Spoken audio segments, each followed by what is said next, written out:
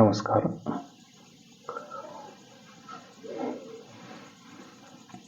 ಜಗತ್ತಿನಲ್ಲಿ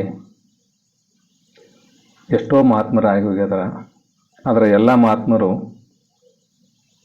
ತಮಗೆ ತಿಳಿದ ಕೆಲವೊಂದು ವಿಷಯಗಳನ್ನು ಭಕ್ತರಿಗೆ ಅಥವಾ ಶಿಷ್ಯರಿಗೆ, ಹಿಂದಿನ ಪೀಳಿಗೆಗೆ ಉಪಯೋಗ ಆಗಲಿ ಅಂತ ಕೆಲವೊಂದು ಮಾತುಗಳನ್ನು, ಕೆಲವೊಂದು ವಿಷಯಗಳನ್ನು ಬರೆದು ಇಟ್ಟು ಹೋಗಿದ್ದಾರೆ ಮತ್ತು ತಮ್ಮ ಶಿಷ್ಯರಿಗೆ ಹೇಳಿ ಹೋಗಿದ್ದಾರೆ. ಒಬ್ಬರು ಮಹಾತ್ಮರು ಒಂದು ಮಾತು ಹೇಳ್ತಾರೆ. ಅದೇನು ಹೇಳ್ತಾರಂದ್ರೆ,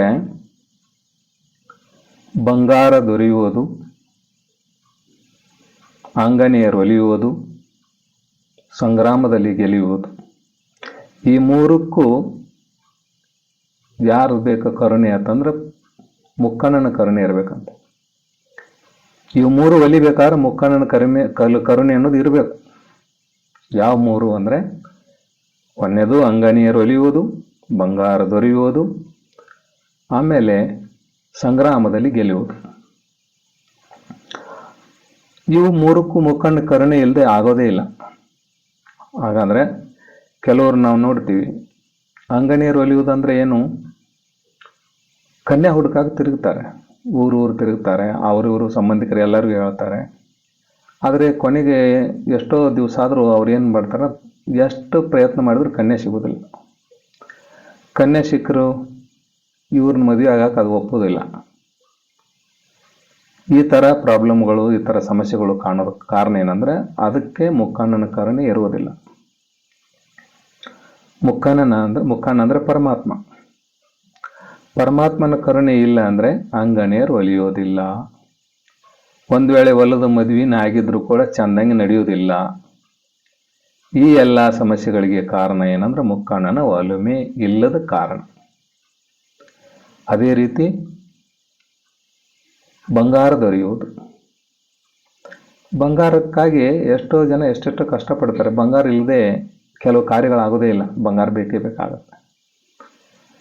ಆ ಕಾರ್ಯಗಳ ನಡಿಬೇಕಾದ್ರೆ ಬಂಗಾರ ಬೇಕೇ ಬೇಕು.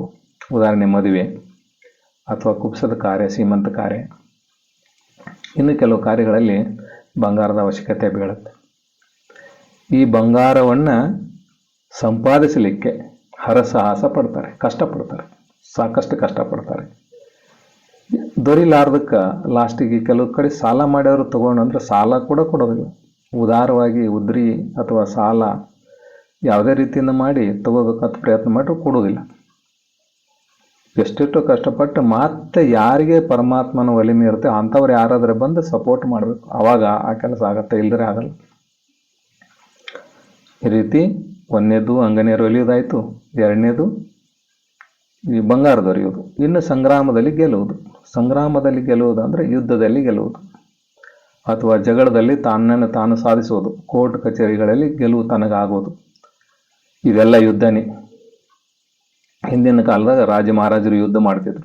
ಉದಾಹರಣೆ ಶಿವಾಜಿ ಮಹಾರಾಜ ಯುದ್ಧ ಮಾಡ್ಬೇಕಾದ್ರೆ ಆ ದೇವರ ಕರುಣೆ ಇತ್ತು, ಆ ದೇವಿ ಕರುಣೆ, ಗುರುವಿನ ಕರುಣೆ, ರಾಮದಾಸರ ಕರುಣೆ ಇತ್ತು, ತುಳಜಾಭವಾನಿ ಕರುಣೆ ಇತ್ತು.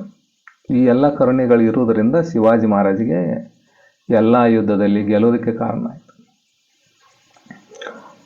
ಆ ರೀತಿ ಯುದ್ಧದಲ್ಲಿ ಗೆಲ್ಲುವ ಆಗಬೇಕಾದ್ರು ಅಥವಾ ಇದೇ ರೀತಿ ಈಗ ಯುದ್ಧ ಆಗೋದಿಲ್ಲ ಅಂದರೂ ಮನೆಗೆ ಜಗಳ ಇರ್ತೈತೆ, ಹೊಲ ಮನೆ ಜಗಳ ಇರುತ್ತೆ, ಯಾವುದೋ ಕೋರ್ಟ್ ಕಚೇರಿ ಕೆಲಸಗಳಿರ್ತವೆ. ಇದೆಲ್ಲ ವಾದ ವಿವಾದಗಳು ನಡೆಯೋದೆಲ್ಲ ಯುದ್ಧನೇ. ಟೋಟಲಿ ಯುದ್ಧ ಅಂದ್ರೇ ಜಗಳ.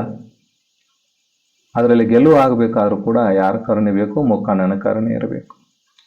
ಅದಕ್ಕೆ ಈ ಮುಕ್ಕಣ್ಣನ ಕರುಣೆ ಪಡೆಯುವ ಸಲುವಾಗಿ, ಮುಕ್ಕಣ್ಣ ಅಂದರೆ ಮುಕ್ಕಣ್ಣ ಶಿವ, ಒಬ್ಬರು ಕೆಲವರು ಶಿವನೇ ಇರ್ಬೋದು, ಇನ್ನು ಕೆಲವರು ವಿಷ್ಣುನ ಆರಾಧಿಸ್ಬೋದು, ಕೆಲವರು ಶಿವನ ಆರಾಧಿಸ್ತಾರೆ, ದೇವಿನ ಆರಾಧಿಸ್ತಾರೆ.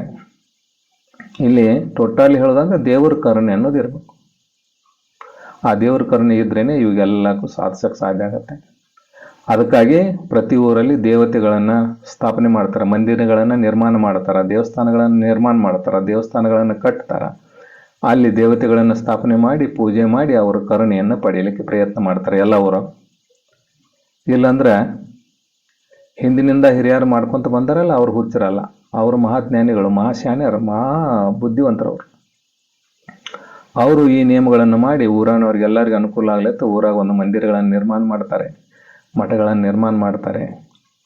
ಈ ಎಲ್ಲ ರೀತಿಯಿಂದ ಅನುಕೂಲ ಆಗೋ ಸಲುವಾಗಿ ಎಲ್ಲರಿಗೂ ಎಲ್ಲ ರೀತಿಯಿಂದ ಅನುಕೂಲ ಆಗಲಿ, ಎಲ್ಲರೂ ದೇವಿಯನ್ನ ಅಥವಾ ದೇವರನ್ನ, ಶಿವನನ್ನ, ಪರಮಾತ್ಮನನ್ನ, ವಿಷ್ಣುವನ್ನ, ಆಂಜನೇಯನೋ ಯಾರೋ ದೇವರನ್ನ ಆರಾಧಿಸಿ ಆ ದೇವರ ಕರುಣೆಯನ್ನು ಪಡೆದು ತಮ್ಮ ಇಷ್ಟಾರ್ಥಗಳನ್ನು ಈಡೇರಿಸಿಕೊಳ್ಳಲಿ ಅನ್ನೋ ಉದ್ದೇಶದಿಂದ ದೇವತೆಗಳನ್ನು ನಿರ್ಮಾಣ ಮಾಡಿರ್ತಾರೆ, ಮಠಗಳನ್ನು ನಿರ್ಮಾಣ ಮಾಡಿರ್ತಾರೆ, ದೇವತೆಗಳನ್ನು ಸ್ಥಾಪನೆ ಮಾಡಿರ್ತಾರೆ. ಅದಕ್ಕಾಗಿ ಕೆಲವರು ಏನು ಮಾಡ್ತಾರೆ ಅಂದರೆ, ಪಕ್ಕದಲ್ಲಿ ದೇವಸ್ಥಾನ ಇದ್ರೂ ಕೂಡ ದೇವಸ್ಥಾನಕ್ಕೆ ಹೋಗಲ್ಲ. ಯಾಕೆ ಹೋಗಲ್ಲ ಅಂದರೆ ಅವರಿಗೆ ಆ ಪುಣ್ಯನೇ ಇರಲ್ಲ. ದೇವಸ್ಥಾನಕ್ಕೆ ಹೋಗ್ಬೇಕಾದ್ರೂ ಪುಣ್ಯ ಇರಬೇಕು, ಸ್ವಲ್ಪ ಆದ್ರೂ ಹಿಂದಿನ ಪುಣ್ಯ ಇರಬೇಕು, ಪಾಪ ಅಳದಿರಬೇಕು. ಇಲ್ಲ, ಪಾಪ ಕಳ್ಕೊಳಕ್ಕೆ ಅವ ಪ್ರಯತ್ನರೇ ಮಾಡಬೇಕು, ಆವಾಗ ದೇವಸ್ಥಾನಕ್ಕೆ ಹೋಗೋಕೆ ಸಾಧ್ಯ ಆಗತ್ತೆ, ಇಲ್ಲದಿದ್ದರೆ ಆಗೋದಿಲ್ಲ. ಅದಕ್ಕೆ ಈ ಮುಖ್ಯವಾದ ಬೇಕಾದದ್ದು ಜೀವನದಲ್ಲಿ ಇವೆ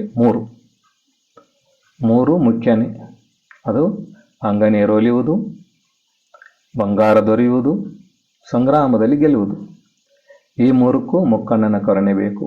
ಅದಕ್ಕಾಗಿ ನೀವೆಲ್ಲರೂ ಮುಕ್ಕಣ್ಣನ ಕರುಣೆ ಪಡೆದು ಈ ಸಂಪಾದನೆಯನ್ನು ಸಾಧಿಸಿ ಜೀವನದಲ್ಲಿ ಸುಖವಾಗಿರಿ ಅಂತ ಹೇಳಿ ನನ್ನ 2 ವಾಕ್ಯಗಳನ್ನು ಮುಗಿಸ್ತೇನೆ. ನಮಸ್ಕಾರ.